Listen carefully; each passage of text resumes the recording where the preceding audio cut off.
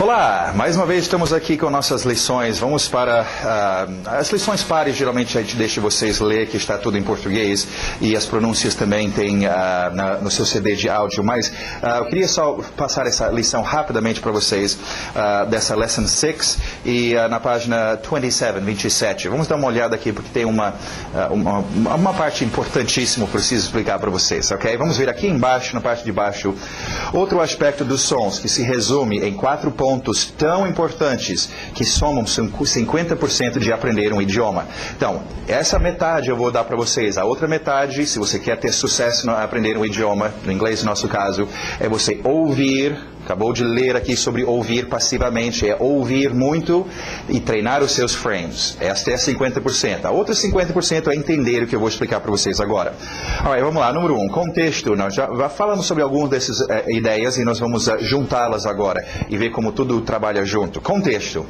Quando estamos numa conversação, temos que saber o assunto sobre o qual conversaremos ou estaremos por fora. Contexto é tão importante, gente. É sobre um contexto que nós estamos abrindo a boca e falando. Então, prestem atenção no contexto. Com isso, vocês depois vão até aprender a usar dedução, a deduzir o que está sendo dito, só por poder olhar no contexto. Agora, contexto é importante. Número 2, ritmo. Temos que estar usando o ritmo certo, ou correto do idioma para poder captar e também transmitir as palavras-chave. Lembra, falamos, cada idioma tem o seu ritmo. É por isso até que nós, quando fazemos as frases, está sublinhado lá, embaixo da batida da frase, para vocês dominarem isso. É um outro ritmo, não é o pagode, ok? Vai dar um problema, vocês estão acostumados com um tipo de ritmo, e tem que dominar o ritmo do inglês, desse outro idioma, para poder transmitir e captar as palavras-chave. Vamos ver o que aqui são palavras-chave. Virando a página, page 28. Alright, palavras-chave. Numa frase, ou nessa conversação, ouvimos apenas as palavras-chave, que nos permite entender a frase sem ter que ouvir cada palavrinha. Essas palavras-chave ocorrem onde temos a batida do ritmo. O tom da voz também acompanha estas palavras-chave e afeta a interpretação. A sua voz vai acompanhar. Vamos ver o que são palavras-chave, e para isso eu queria usar uma frasezinha básica aqui que nós temos em português para vocês verem. Eles querem falar inglês. 4 palavras, uma frase básica, ok? Vamos utilizar disto, então, para eu descrever para vocês 4 cenas diferentes. Dependendo da cena, uma palavra dessas vai ficar mais importante por causa daquela cena. E eu vou destacar essa palavra, ok? Eles querem falar inglês. Vamos usar uns exemplos aqui da escola, ok? Tem um dia que o Tino, o secretário, aí me fala, André, tem um pessoal aí na frente, eles estão querendo falar inglês com você. Aí eu, beleza. Aí eu venho saindo e eu chego aqui na sala, eu olho e eu vejo alguém sentado na mesa, eu chego e já começo a falar inglês com eles.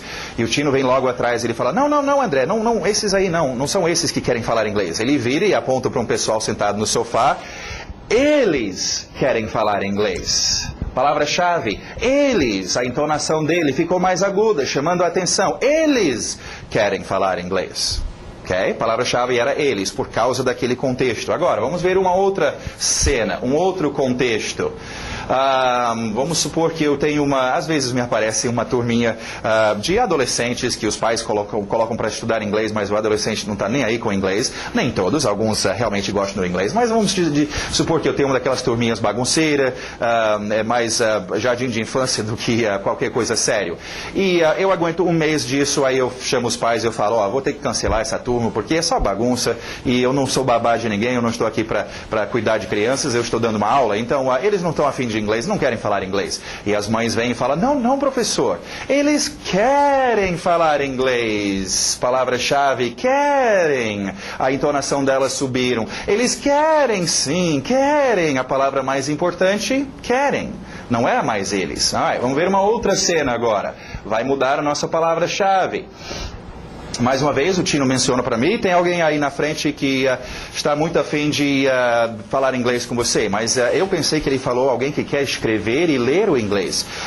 Puxa, eu chego com esse pessoal e falo, gente, ler e escrever o inglês é muito difícil, inclusive a gente nem mexe com isso aqui nesse curso.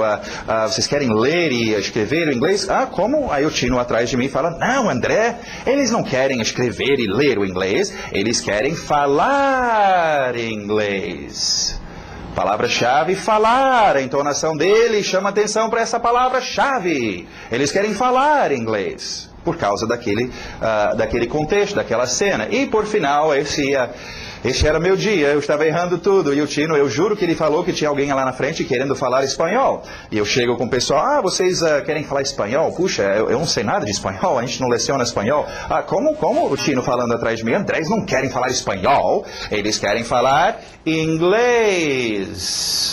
A minha palavra-chave, inglês. Então vocês podem ver que com a mesma frase, a minha palavra-chave, nesse caso era só uma palavra-chave. Nós vamos ver nas frases, às vezes é 2 ou 3 palavras-chave. As palavras-chave são ligadas ao contexto, okay? Ao que está acontecendo na sua cena. Okay? Agora, rapidamente, vamos só ver como isso funciona, então, no nosso inglês. Okay? I want to work with my son, ok? Want to work with my son. Nas nossas frases que nós estamos tendo aí, eu já escolhi para vocês as palavras-chave. Nós não temos uma cena aqui, poderia ser outras combinações, ok? Mas eu escolhi, então, mas vamos treinar isso.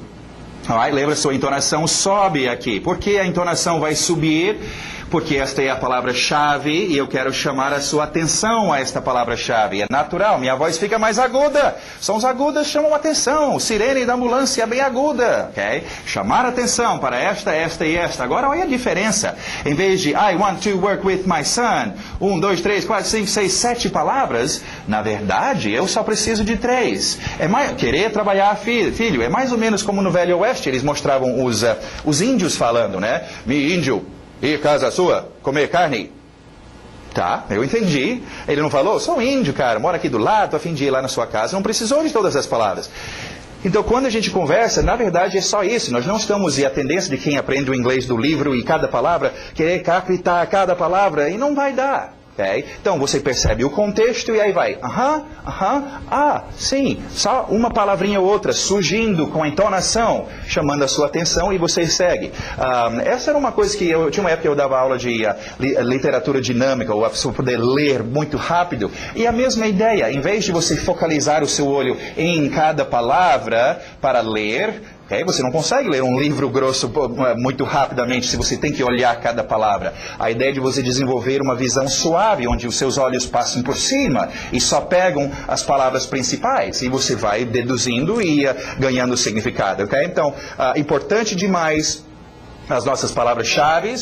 Se você dominar a entonação, está fazendo isso naturalmente, a entonação acaba acertando o ritmo, acaba acertando as palavras-chave, ok? Então, se você domina a entonação, isso tudo funciona naturalmente, ok? Então, começam a ouvir, começam a treinar. Nas frases, nós vamos ter as palavras-chave. Começa a destacar e não prestar atenção na frase toda, mas só naquelas palavras que estão se destacando para vocês, alright? Vamos saber, para encerrar aqui, o número 4. Pensar em inglês.